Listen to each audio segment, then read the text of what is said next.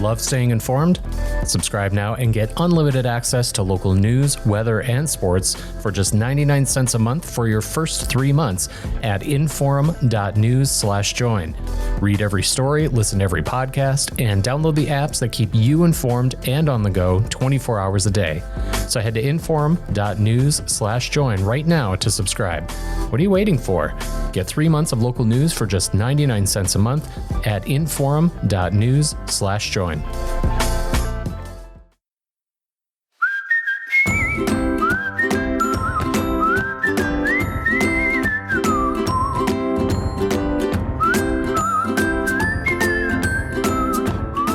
Welcome to Plain Talk, and today we're not going to have a guest on the show, although not for want of trying.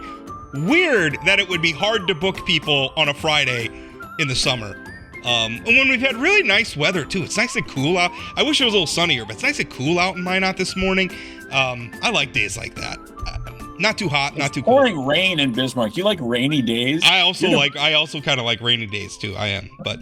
You know, I was born in the Pacific Northwest, like way Northwest, like. Yeah, you're used to having sad weather. Sad weather doesn't bother me. Sad weather makes me happy. I don't know. A lot of people say bad news makes me happy too, and that's not necessarily true. I don't necessarily like writing about political drama. I really like writing about policy. I end up writing a lot about political drama because it seems like that's all that's happening these days, which brings me to our first subject that we're going to talk about on the show. Congressman Kelly Armstrong. Obviously, we had him on the show earlier this week, but some other things have happened since then. We had the 2 censure votes for Representative Adam Schiff. Congressman Armstrong voted against the first. He voted for the second after it was modified to address some of his constitutional concerns. There was a fine in the first, and he had a problem with that. And I think he was right, but it didn't stop sort of mega world from piling on him, make America great again, kind of the Trump universe on social media and everything from piling on him. The other thing is these efforts to impeach President Joe Biden, where you have Lauren Boebert and Marjorie Taylor Greene fighting with each other on the floor of the House of Representatives, like a couple of high school girls who are angry that they each bought the same prom dress over who can get their resolution to impeach Joe Biden in first. And again, I think somebody like Kelly Armstrong, and I don't want to put words in his mouth, but based on what I'm reading from what he's saying, he is, he agrees with a lot of the criticisms of Joe Biden or an Adam Schiff, but he doesn't like the way things are going, which brings me to the interesting comments he made to the Washington Post. He said, I quote, "I don't support the way this is being done at all," talking about the impeachment stuff, talking about the censure. But then he goes on and he says, I quote, "My base in North Dakota supports the hell out of it." And then in that those same comments to the Washington Post, he says, "If I have to vote in a way to protect this institution, I've got to go home and explain it to my base. I don't want my job bad enough to be a hypocrite to keep it." And I thought that was so interesting, Chad, because it jibes with a lot of the stuff that I've been writing about what public service means. And I think for a lot of people, it means you go on Twitter, you listen to the loudest voices, and you do what they say. And so Kelly talked about the Schiff censure quite a bit on Monday when we had him on. And at that time, they had taken the first vote and not the second. But not the second. And he said at that time he was likely to vote for a censure that didn't include the $16 million fine because, what's the point, right? It doesn't matter. And he got criticized from the right, including President Trump. I thought the headline in the Forum was a little bit unfair, saying that Trump is calling for a primary of Kelly Armstrong, but in reality, it was everybody who voted, in his opinion, wrong on the Schiff stuff. And got criticized from the Dems for flip-flopping after Trump made the declaration. Kelly didn't flip-flop as far as I can tell. He said on Monday exactly what he was going to do. Yeah, I thought both criticisms were a little unfair because I don't think it's a flip-flop. If the thing you're voting on is amended to address your concerns, right, and then you vote for it, that's not a flip-flop. That's you won. You got what you wanted. And for Kelly Kelly's not saying he likes Adam Schiff. Kelly's not saying he likes Joe Biden. You can vote against people, right? Kelly Armstrong's not going to vote for Adam Schiff or Joe Biden to be elected again. I mean, he made that perfectly clear last week, much like I'm not going to vote for Kelly Armstrong.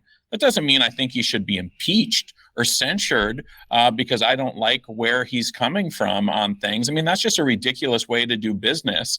And if that's what he's getting judged, I mean, I said it last week and I'll say it again. I like Kelly Armstrong a lot. And the reason I like Kelly Armstrong is he says it the way it is, even if his audience isn't necessarily going to like it. And I think you saw that in the post comments. Again, what's the point of going to Congress if you're going to have to vote against what you know is right just to make the masses happy on something that's relatively insignificant but can do long-term harm to that institution and into the country? But there's a lot of people who are clearly willing to do that. I mean, there's a lot of people who are clearly, and that I think is such, and again, this is very philosophical, but I think it's an important idea because, you know, sometimes it's like, we the people, you have to listen to the people. Well, who are you listening to? Nobody is doing up to the minute surveys on every issue that these politicians tackle, every vote. It would be cost prohibitive to do so, and nobody's doing it. And so I think sometimes it's like, well, because a bunch of people are upset on Facebook or on Twitter, you should do what they say. But is your job, I mean, is that the sum total of your constituency? How do we know that the loudest voices represent the majority? Rob, last Monday when we talked about this, I said either before we started or during it that I knew nothing about the Schiff resolution and censure at that time. I'm pretty locked in. I'm paying attention. I'm a constituent of Kelly. And as of Monday, I knew nothing about this. So there may be the perception that the masses in North Dakota really, really support this thing. It's the masses of people who are paying attention to this. And the vast, vast majority of North Dakotans have no idea who Adam Schiff is, probably no more today than they did a week ago. But they don't know who he is. This isn't what real people care about, right? I mean, people are trying to get their kids to Little League practice and mow their lawn and get to work and take a family vacation and enjoy the summertime. They're not sitting around thinking, oh, what are we going to do to censure that guy in California that I've barely heard of? Yeah. They're probably thinking about some actual problems in their life that public policy could address, whether it's, I don't know, I'm off the top of my head, taxes or, you know, the road needs to be paved. I mean, those are real world problems I think that people think about, but I don't think there's so much that's wrapped up, and we're focusing on kind of what Republicans are doing now. I think Democrats are guilty of this at times too, right, where they want to waste time. I mean, right now the Republicans, you know, have a House majority and they have a caucus that is obviously very ardently pushing some of this, but it's about attention. It's about what's trending on Twitter, and again, I think that's just such a poor way to govern. And there are people out there again who think, well, you're listening to the people. The people aren't Twitter. The people aren't Facebook. Yeah. Well, and Kelly pointed it out on Monday. I mean, you know who this is all really good for is Adam Schiff's fundraiser. I mean, Adam Schiff is raising a ton of money. This is raising his profile. He's running for the United States Senate to take over Senator Feinstein's spot. This is really good for his U.S. Senate candidacy in a really, really blue state. But I don't think when you're just looking for Twitter likes or follows or whatever, if you're Donald Trump, you're really thinking a long-term strategy about this. You want to hurt Adam Schiff? You want to hurt Bobart and Mary Tyler? What's Marjorie Taylor Greene? Marjorie Taylor Greene, yeah. You ignore them. That's what's going to kill them because they're not getting anything done. I mean, you got to ignore it. I mean, well, the problem though, I think is that. And this is where it breaks down, because I believe that if you're elected to office, you owe people your judgment. You're not obedient to cable news. You're not obedient to Twitter and Facebook. Obviously, you want to listen to your constituents and you want to take that into account. But ultimately, you owe them your reason. And that's this Edmund Burke quote that I like to trot out all the time, because I think it's so important. You're not necessarily serving your constituents well if you give them your obedience instead of your reason, because oftentimes public opinion is fickle, and in any given moment, in the hothouse of a given moment, it can be wrong. It can be wildly wrong. Right. So, you know, I think sometimes it's incumbent upon elected officials to try to be sort of the cooler head, take the long view, But boy, it's hard asking politicians to do that because they are the popular belief is that they're not listening to us. I would argue the opposite is true. I think they're very responsive to what's on Twitter, what's on Facebook, what's on cable news. Too much so. And the problem is, I mean, somebody like, I know we're talking to Kelly, but this is about Kelly, but this is much a bigger topic. Somebody like Kelly is conservative. I mean, he votes with the majority. He's with Speaker McCarthy. A lot of his votes really I don't like. I mean, and I tell him about it, right? But this idea that if you're not 100% with us, you're our enemy, is not an effective way to govern a country or to run a party on either side, the Democrat or Republican Party. I mean, and you're right, it is on both sides where people are trying to make hay rather than making policy.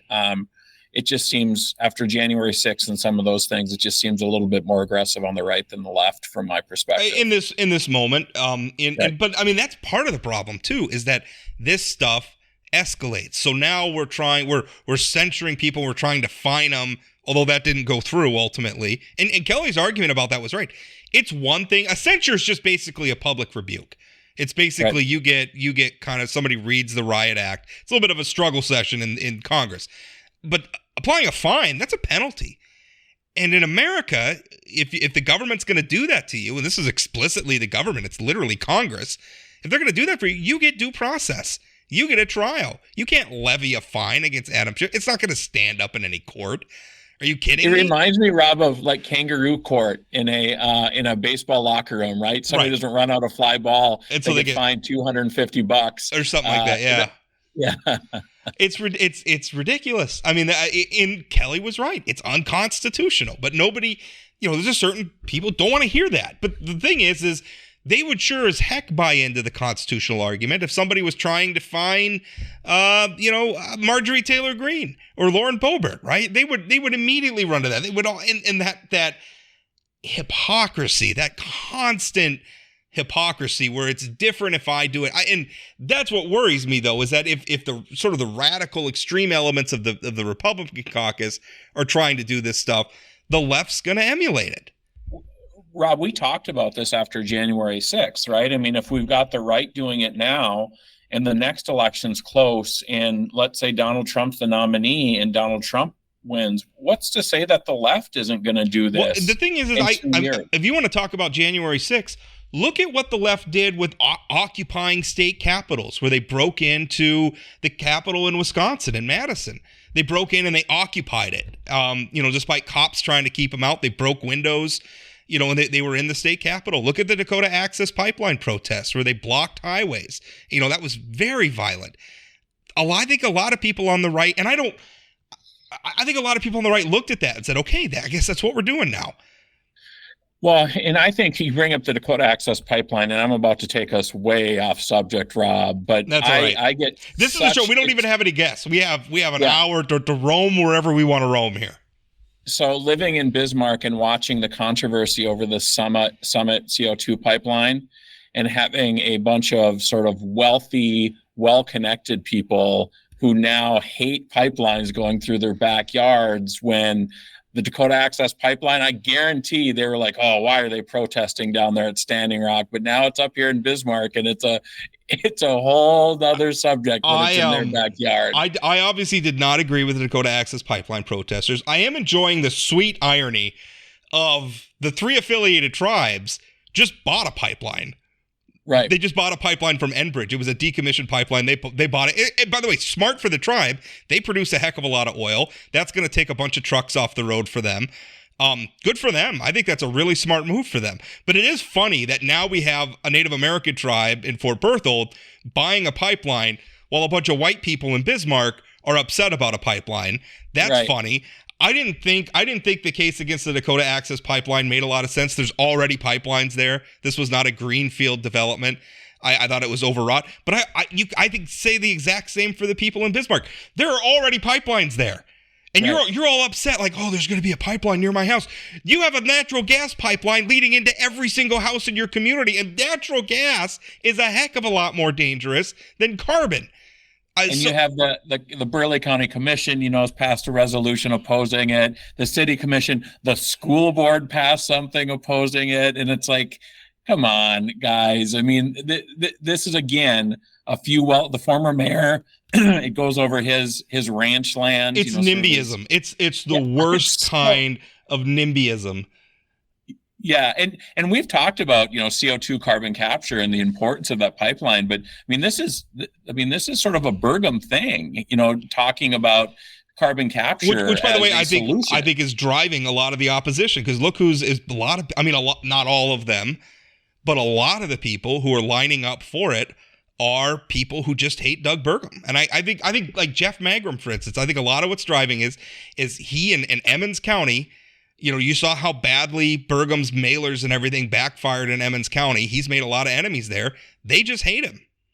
But in Bismarck, it's former Mayor Warford, some of those folks who are Burgum Republicans, that it's in their backyard, and they might be funding some of these campaigns. Developer Chad Wachter, our Dustin Goverlow with the North Dakota, who's kind of, that's such a weird thing, because he's like, well, he's the president of the North Dakota Watchdog Network. He's also like literally the only person. And then if you look, like Chad Wachter's on his board, according to his Form 990 filings with the IRS. So, yeah. I don't know. We all know how political noise machines work. Yep. I think most North Dakotans are kind of ambivalent about Summit Carbon. But the thing is it's easier to get on something like that. It's easier to get people who don't really know anything about it. It's easier to get them to oppose it. Like if they hear a lot of noise or they see a lot of headlines, then they'll just kind of like well, I guess I'm against it because all these people are really, really super upset, and I'm not really hearing a lot about the affirmative argument, and it doesn't really touch me one way or the other, so I'm just going to default to no. No is an easy case to make in a lot of circumstances. It's like the initiated measure. You'd much rather be a no than a yes, right? A lot of times. Because yes people's is default harder. is to be a no. It's hard to win. It's easy to lose. Right. So I don't know. That's a very interesting. And again, I think it's kind of that populist thing. Like, so much of it is being driven by Facebook. So much of it is being driven by Twitter. If you are a person who is just relentless on Facebook, just comment after comment after comment, you can quote unquote win arguments because people just give up. Like you're posting 4 or 5 comments every time they comment. They're just going to give up. They're just not as invested in it as you are. And then I guess you win by default because everybody else stops showing up. Right. We also, mentioning Burgum and Summit, you've done some posts this week about the Burgum presidential campaign and a lot of national press about his spending in Iowa and New Hampshire. It's interesting. On one hand, you're seeing nothing in the national polls of him showing up, but we're also not seeing New Hampshire and Iowa polls yet. Exactly. I've been checking. If his spending matters. I've been checking every day, and it might. Who knows? Yeah. We might see a poll where he pops up and he's competitive. And I think Burgum's taken, and I've been writing about it. And kind of the problem is those of us who are obliged to report on this stuff, all we have is what we have. All we know is what we know, and what we know now is he's polling basically at 0. Although there were a couple polls yesterday where he popped up to 1%, but it's been like 0 or 1%. We don't really know anything about the fundraising yet. It'll probably be a couple weeks yet. They have a June 30 FEC deadline where they got to put something out. But I think when we get a fundraising report, that'll be a new data point that'll tell us something. Maybe a good thing, maybe a bad thing. I don't know. And then whether or not he's going to make I think all his eggs right now are he wants to get his poll numbers up in Iowa and New Hampshire, and he's got to make that debate stage. I think that's where those are the baskets all his eggs are in right now. But then what does he do on the debate stage, right? I remember one of the Dem debates in 2016, I think it was 2016, where you had like 12, 13, 14 candidates up there. And then you had the way they set it up was there's the front runners in the middle, and then people lower poll numbers go around the end. People like Steve Bullock and other people, they got like 2 lines through the whole debate. And even if you're on the stage, you got to do something. And what he's saying right now isn't going to get him news. It's not going to set him out. Because he won't say Donald Trump's name. And I'm sorry, that's the front runner. If you're going to campaign against him, you got to say his name. You got to do something. Because if he's just going to stand around and wait for Trump's support to fade. That's what they all did in 2016, and it didn't work.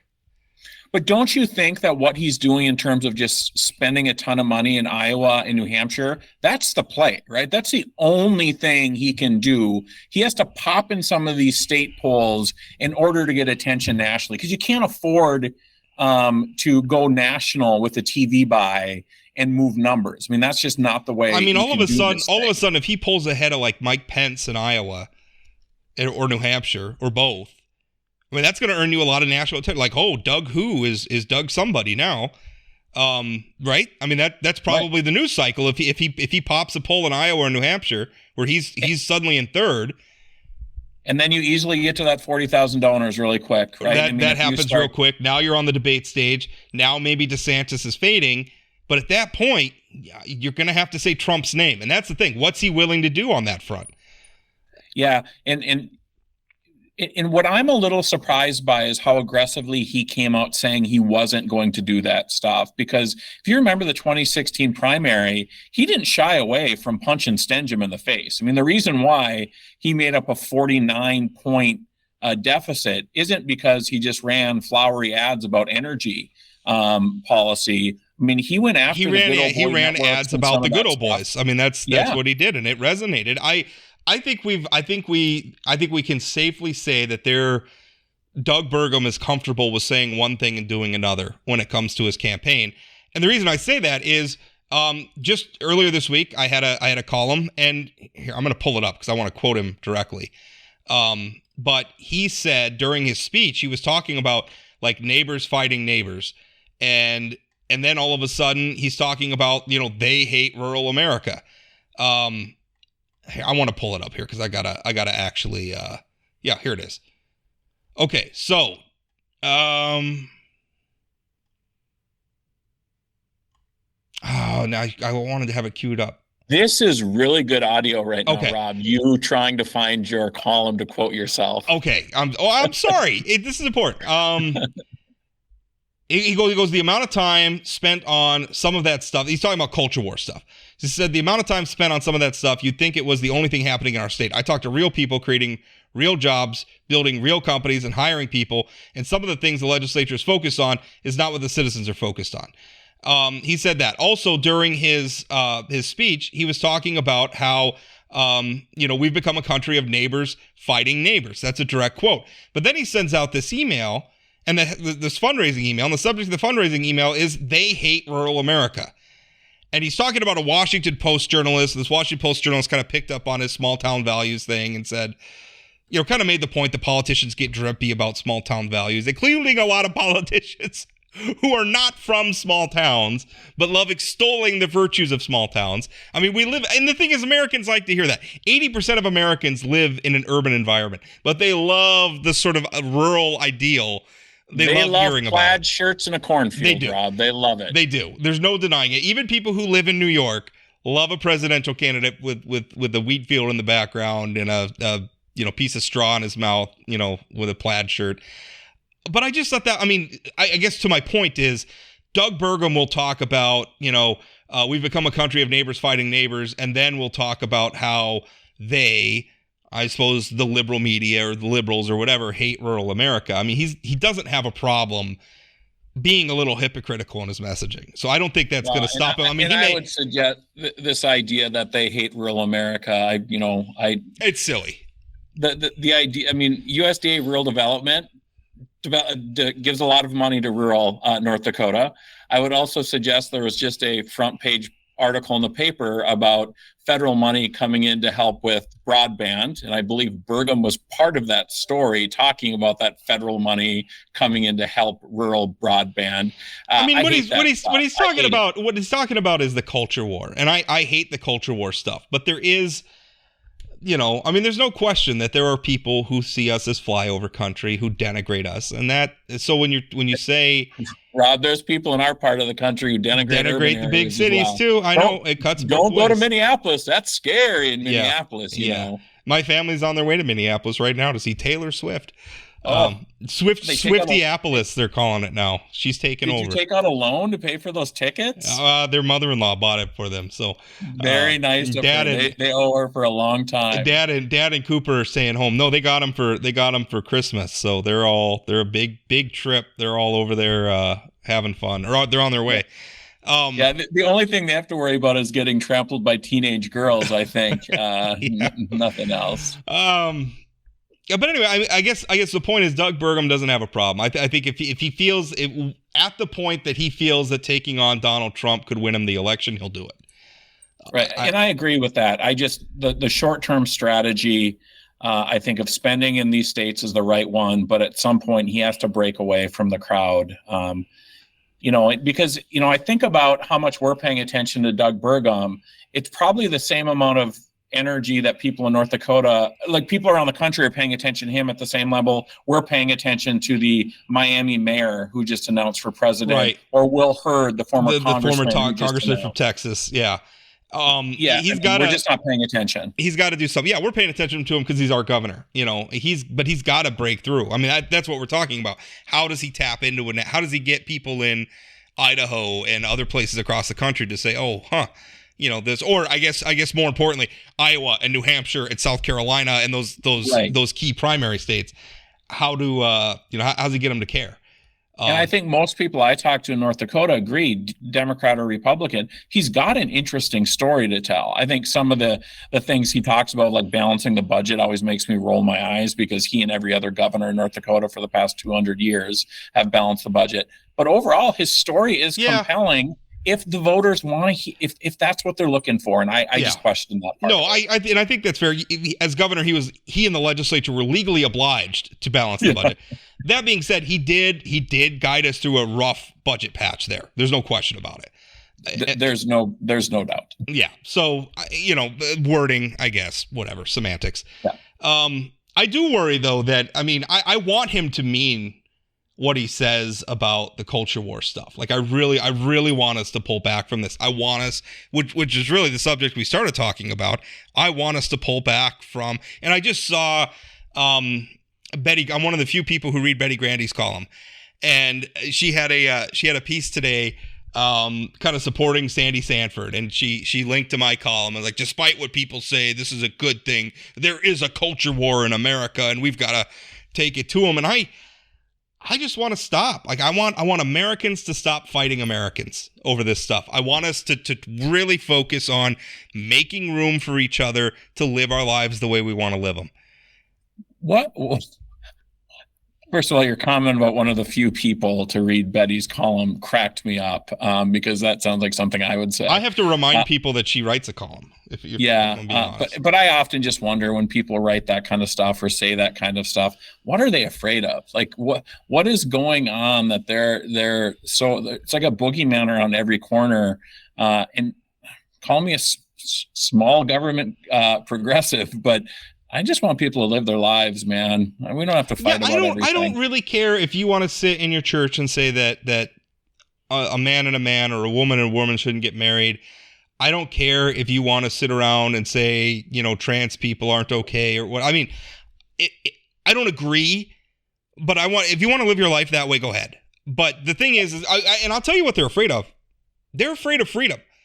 And I know that sounds trite or kind of stupid, but that's what freedom means. Like if you want to live in a free society, like if you want to live in a society where free speech is a thing, then some books are going to be published that you don't like.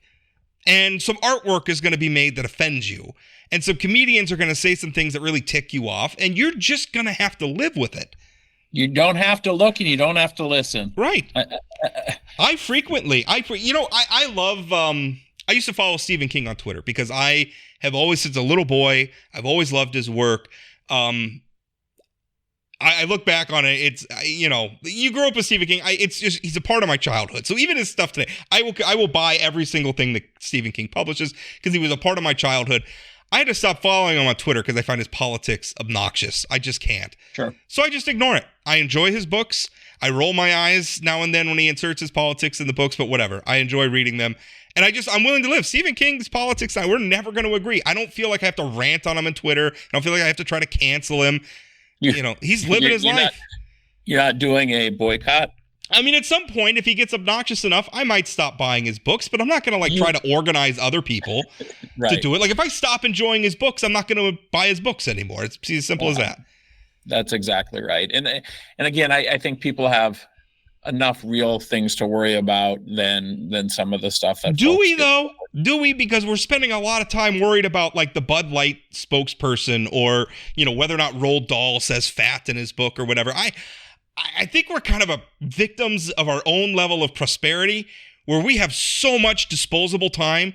This is where we're investing it. Right? That's a really interesting thought, because you might be right that we have too much time because we are thinking and talking about these kind of things. My grandmother remembers her dad. So my great-grandfather, she remembers him farming with horses. Right? I mean, she came from a time most Americans were engaged in agriculture in some type, right? So, I mean, so much of their lives was taken up with, we got to get enough food out of the ground to feed ourselves and to sell to make some money so that we can live. We're not that far removed from that. Right. And now we have the internet where we can waste all this time. I mean, how many times are people like, oh, this app is a great time waster, right? Could you imagine other generations listening to that? Like, yeah, go milk the cows, son. Yeah, like they got up at 5 a.m. to milk the cows and tend to their garden that feeds their family. That's not a hobby. It's not a hobby garden. They're subsisting in part off this garden before they go to work, and they're working at the factory, stamping out licenses or whatever the heck they're doing. And then they're coming home and they got all sorts of other stuff.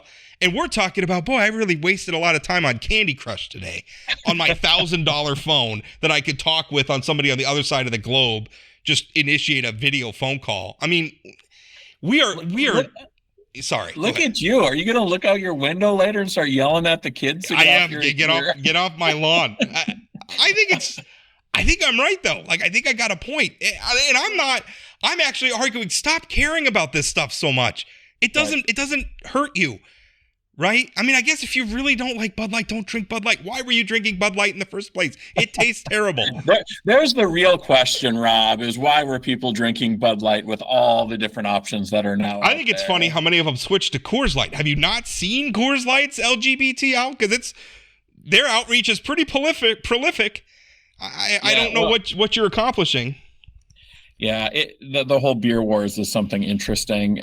But I want to talk about something because I want to learn more about it. Sure. So this crypto thing in Williams County. That's interesting. So there was a big blow up at the beginning that Doug Burgum and others, this crypto mining place is coming to Williams County and it's going to create all these jobs. And then I think there was another layer of the people involved in it were somewhat controversial. I think one of them was like charged with murder.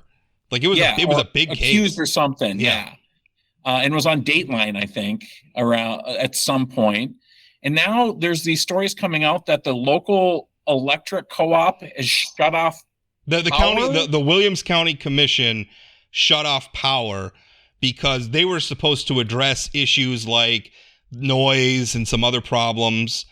And they weren't responding, and I guess they're just not showing up to the commission anymore. So the commission basically shut them down.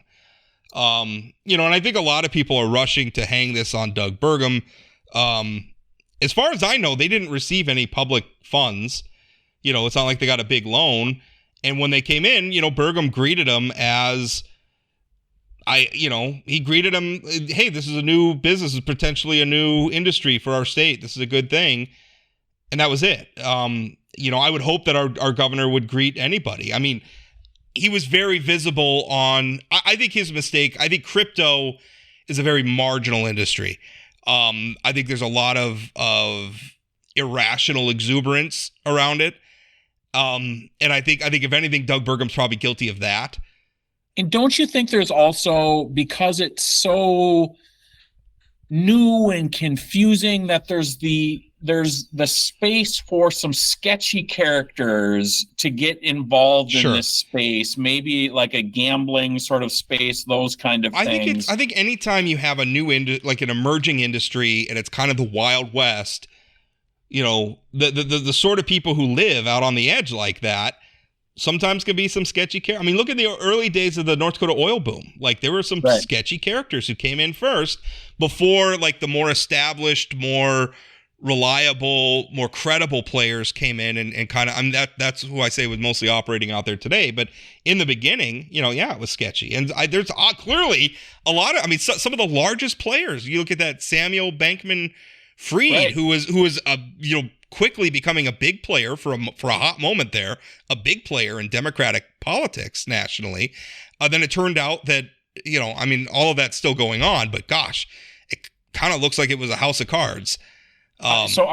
You mentioned that a lot of this is getting laid on Burgum, and maybe unfairly. I will tell you, for the last 20 years of my life, actually probably longer than that, I've been frustrated by North Dakota public officials welcoming in businesses. Maybe it's call centers back in the late 90s or early 2000s.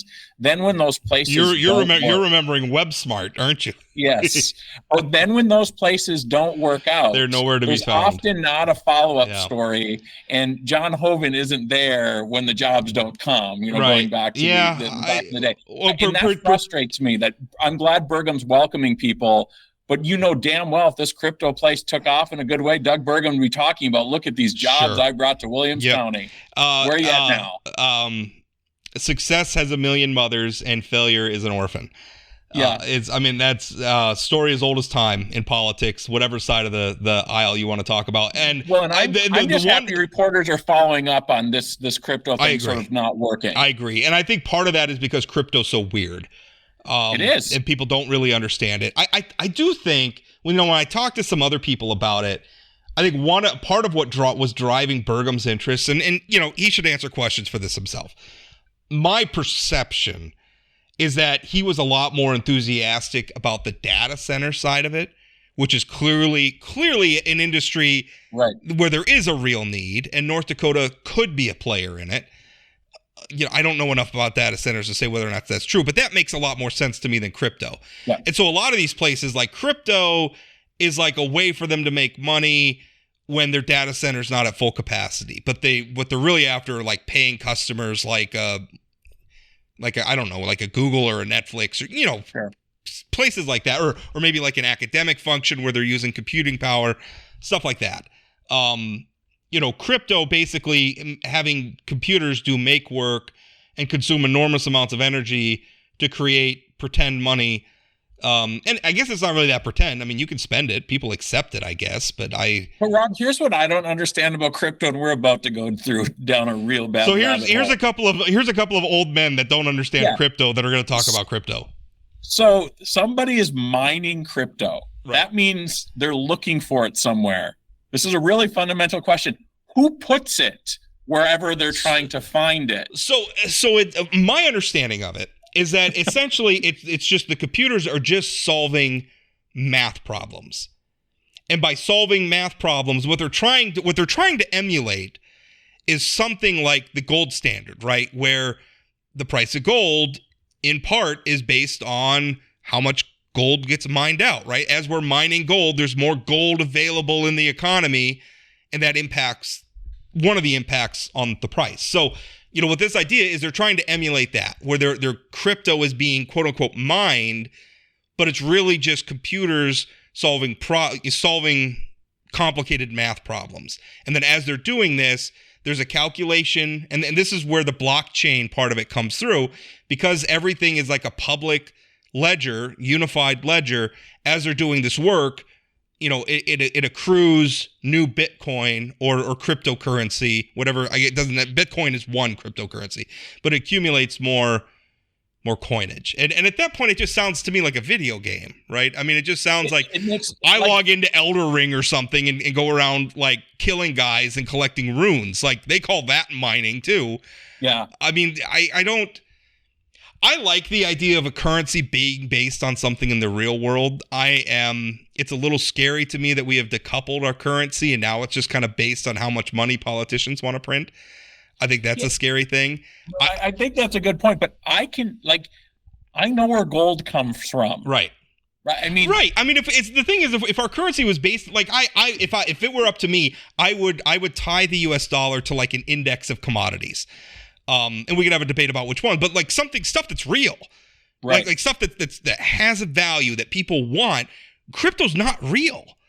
and you're really far out on that limb. Like everybody believes that the U.S. dollar has value because people will accept the U.S. dollar in exchange for goods and services. And it's backed by the full faith and credit of the United States, all that's good stuff.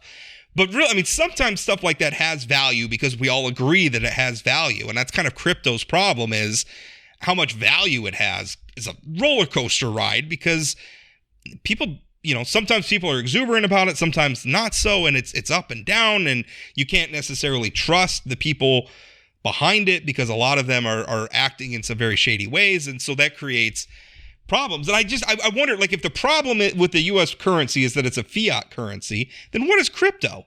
Crypto's just made up. It's a fiat currency too.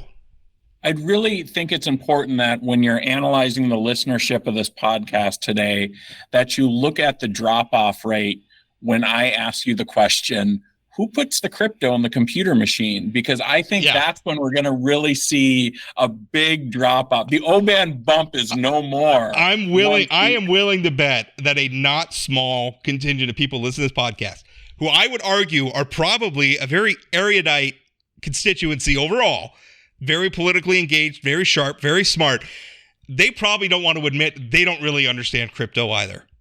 I appreciate your explanation. I've asked that question to at least a dozen people. I don't feel I'm probably going to get emails now, people correcting because you're kidding me. That's not what it is at all, Port. You don't know what you're talking about. Which is kind of, we're going to have a crypto expert on to tell us which exactly is kind of that's kind of the crypto bro thing, right? But I think that if it's something where people are investing lots and lots of money in something that they don't really understand, and that in a lot of ways is very opaque in how it works, that is a recipe for disaster, right? If I invest in a commodity like wheat or something, I understand that. I know what the risks are. The risks are weather, or good or bad. I understand. If I'm investing in pork bellies, right? Like you understand, like, this is a product. There's a demand for this product. There are things that impact its supply or lack thereof. And like, that's understandable. It's very transparent. And investing in it makes sense. Investing in something like crypto, where it's all just doesn't make any sense. I don't. It's not where I'd put my money. I'll tell you that. But yeah, I think the political round. I don't know if that'll really hurt Burgum. And again, I think the difference probably when you're talking about some of the call centers and some of those other things that politicians love to be at ribbon cuttings for, there was usually a lot of public money behind those. To my knowledge, there was none behind this crypto center in Williston. And I think that's a distinction that's important to make. Yeah. Well, I'm sorry that I sort of took us down that rabbit hole of crypto. I just think it's all very interesting when you start to see a county commission saying, we've lost control of this site. I don't blame them. They are, if this company wants to operate in Williams County, they are obliged to be good neighbors. And they're obliged to follow the rules, same as everybody else. So I don't blame the Williams County Commission for doing it. If that, assuming all the reports are true, and I don't have any reason to believe that they're not, they made certain promises to address certain issues, and they're not following through. So, and I like that they did it, because I think that is often when development takes place, where it's like, oh, this big development is now been approved. They just get to run and do what they want. It's hard to hold people accountable who are developing in your community. So kudos to the Williams County Commission. Yeah, and politically, I think we need to make room for that too. Like, we need. I think it's great to offer it. I don't want to get to a place where we're afraid to support people who are taking a risk. Right? If they're especially if they're doing it with their own money. Like, if you want to take a risk, you want to start something and it doesn't work out. Hey, that happens sometimes. It's like sometimes somebody will run for office and they got like a bankruptcy on their record because they tried to start a business and it didn't work.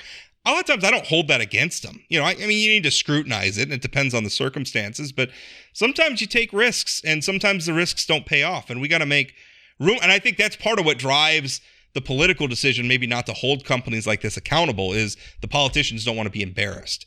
Yeah. And Rob, I'm all about, people taking risk and maybe filing for bankruptcy. What I don't have time for is candidates and politicians who don't pay their bills of working people that work for them, i.e. Sure. Gary Emineth and others that we've been seen on the ballot over the years. Well, you're right. And I'm saying you got to judge each one. To me, it's just not immediately a disqualifier. Right. I need to understand the circumstances. And I mean, Exactly if you filed for bankruptcy and you made good and you did everything you needed to do to pay off, and I don't know much about Gary's. You brought him up. I don't know a lot. I know he's got some out there. I don't know a lot about him, to be honest with you. And I say that as somebody who doesn't like Gary very much these days. But I saw him tweeting about you. He doesn't like you very much either. Oh well.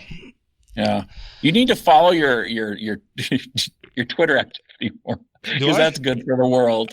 Yeah, is that your advice to me? Spend more time on Twitter? No, it is absolutely the exact opposite. I removed all social media from my phone just because it's not healthy. So if I want to log into Twitter or Facebook, I have to want it. I have to want to log in. So what I did is I turned off the notifications. So they're still there, because sometimes, like when I put up, when I file a piece with my editor, there might be like a hour or so lag before it gets published, and I might not be at my computer when it gets published. And so I need to be able to share it, which is just about the only thing I do on social media these days. Is I just pretty much share links to my work, because, a lot of people read that way. I don't enjoy that much. Occasionally I'll chime in here and there, but I mean, there are people who tag me, and I think just about every comment that they post, I mean, it's just incessant. And and I've also found it's not that fruitful to engage, which again, I think brings us back to the subject we started with, is Twitter's not the real world. Neither is Facebook. And it is a place where a lot of people congregate, but I think politicians, we're all spending a way too much time. The news media is spending too much time. Everybody is spending too much time caring about the loudest voices on these platforms. And I don't think that they're representative of where most Americans are, left or right. You're absolutely right. And I think when you look at, it's often, we are in a small community, right? North Dakota is a small community. People who care about politics is a relatively small community. You can see it's the same people over and over and over who clearly are spending a ton of time on these platforms, and not a lot of time in the real world. I did a lot of work in talk radio, really back before a lot of the big social media boom. And I'll tell you, even back then, I mean, the people who would call in were the same people over and over again. You listen to some of the most popular, it's like, oh, they're really getting a lot of calls. It's kind of the same 20 people, over and over again. So, Rob, I got to read you a text message I got from my wife yesterday. Uh-oh. And it's just fantastic, because it really exemplifies our relationship and my ego all at the same time. So she was at something in Dickinson, and she texted me and said, "I hesitate to send this to you," which is the part that exemplifies our relationship. "But I just had someone come up to me and say how much he appreciates the Oban bump on the podcast, on the podcast." Yeah. Taking on a life of its own out there. It really is. I really appreciate you having you on. I think we have a good rapport. I think the fact that we disagree on a lot of this stuff, but can talk about it, I think in a sane way. I think that's missing. I think a lot of people enjoy it. I get a lot of the same feedback. They really enjoy having you on. Ben gets a lot of a lot of good feedback.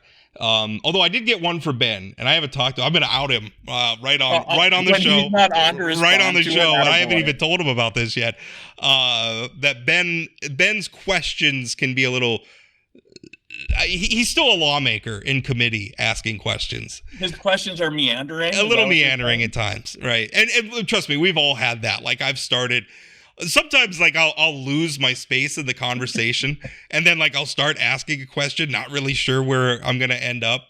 I feel like Michael Scott on that episode where it's like, you absolutely should never under any condition whatsoever, no matter what happened, and just going like, and then he's like, sometimes I'll start saying something, and I'm not sure where I'm gonna end up. And so one of the things I do, particularly when we're interviewing somebody, not knowing when it's going to get back to me, I will like make 7 different points and somehow try to connect them to the question that I'm sure, like, do the analysis, but try to connect it to a question that has nothing to do with the analysis I just did. A lot of people approach interviews differently. I will, as somebody who's been doing them for a long time, I've had people ask me, and by the way, if you're going to be interviewed by a member of the news media, don't ask for a questions list, all right? We don't like doing that. We're not going to give it to you, even if we have one. And a lot of times, I don't have one. Right. And a lot of times, like, I know generally what I want to talk with somebody. There's a reason why I invited them on. There's something topical going on that I want to talk to them about. But I like to kind of let the conversation go where it's going to go. And I'll tell you, that approach is a lot easier in this format where we don't have commercial breaks bearing down on us, or, it's like, oh, you got to shut up now because we have to listen about mattresses now for a while. And to give listeners an idea of how you and I approach this show, you sent me your column on Kelly Armstrong about a half hour ago and said, let's start here, and then I don't care where we go from there. Yeah, and then we ended up talking about crypto, and now we're talking about ourselves and our approach to this. So maybe that's the cue to end it here. But I don't know. I think there is value in talking about North Dakota politics this way. I think and don't get me wrong, there's a lot of very good people who work covering politics in North Dakota. Don't get me wrong. I don't think there are very many people who do it at this depth. I think that's always the thing that's kind of set me apart, is that I do it at a scale and a depth that not a lot of other people do. Well, Robin, I think that people who do cover it, like from a reporter perspective, there's so many fewer than there used to be. I remember, when I started, you'd go down to the newsroom and it'd be Wetzel and Janelle Cole and Dave Thompson and, a couple, 2, 3 TV folks. And that was even small compared to 10 years prior to that. And so you've got these reporters who are trying to churn out 2, 3 stories a day. They don't have the ability. They don't have the time to go into this depth. And I've heard from lawmakers in particular who enjoy your podcast because it does focus on North Dakota stuff. And unlike, so many others that are, although we've been talking a lot about federal stuff the last couple of weeks. Well, we have, but from a North Dakota perspective, I mean, it's our North Dakota leaders and what's going on in Washington. But that's, everything I do is North Dakota. And I think my company wishes sometimes I would do Minnesota too, because we have so many papers over in Minnesota, and there's an audience there, for, I guess, my approach to it. But Minnesota is also a much bigger media market. But, I have my hands full with North Dakota. Well, and Minnesota is doing such great things from a policy perspective compared to North Dakota to give you lots to report on. Well, we could have a good debate about that. Although I don't like to fall into the again. I'm not afraid of living in a free society. I'm not afraid of Minnesotans doing whatever the heck they want to do over there.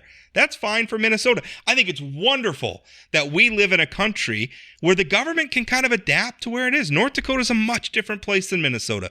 We produce much different policies. And I understand how a lot of people who are voting for the sort of policies that Minnesota's implement would look at us and say, I don't understand that.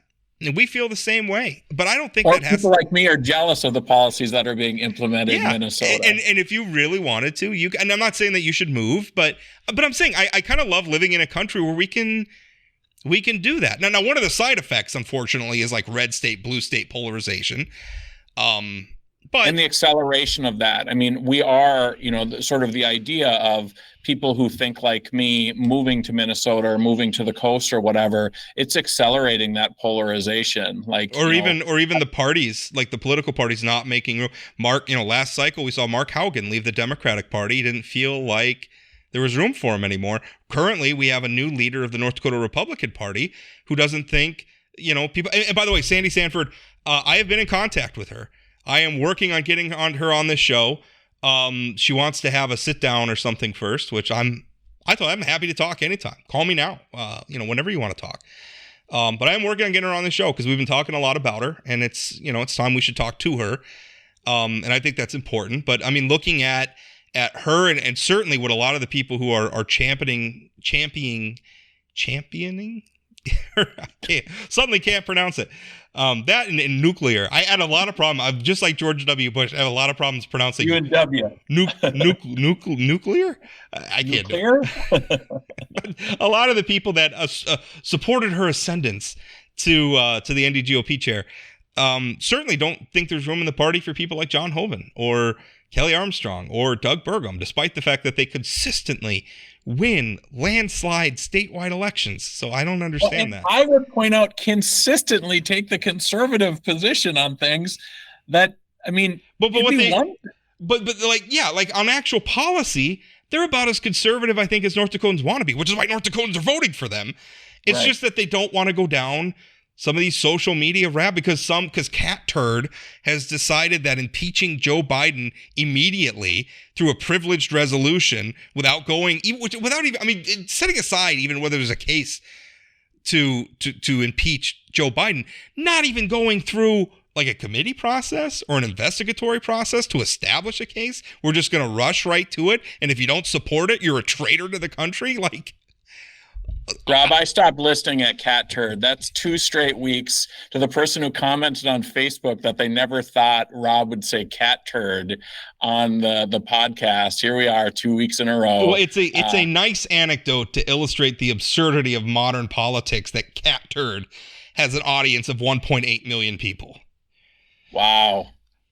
You'd think at this point Cat Turd would come up with a better name than Cat Turd. You would think, but who knows? I don't know. It's working. The branding is working. It's working for them, and there's a demand for it, and that is a sad commentary on the state of affairs in America right now. But we're going to put a pin in it there because we've been rambling for about the last 15 minutes. Hopefully people enjoy it. I have no idea. They all stopped listening at the crypto conversation. They probably it's just did. You and I at this point. It's just us. It's just us talking to each other. Next week on Plain Talk, we're going to have State Representative Emily O'Brien. Kind of an interesting turn of events there. I covered and other people covered. She was one of the sharpest critics of Auditor Josh Gallion. She is now the chair of the Legislative Audit and Fiscal Review Committee, which not only is Auditor Gallion, thanks to new legislation passed, is he obliged to now make regular reports to that committee. That committee is also overseeing a $500,000 performance audit of his office. So that's very interesting. We're going to have her on to talk about that. Also, North Dakota Tax Commissioner Brian Kroschus is going to be on. We're going to talk a little bit about, we're going to have another debate about property taxes and whether or not we should abolish property taxes. And I expect it to be as rowdy as the last one was. And we're going to talk to Kroschus about some of the specifics. What could that mean for state budgets? How do we make room for that? So that's what's coming up on Wednesday. I have no idea at this point what we're going to talk about next Friday because it's too far away. But that's it. Thanks, Rob. Thanks for listening.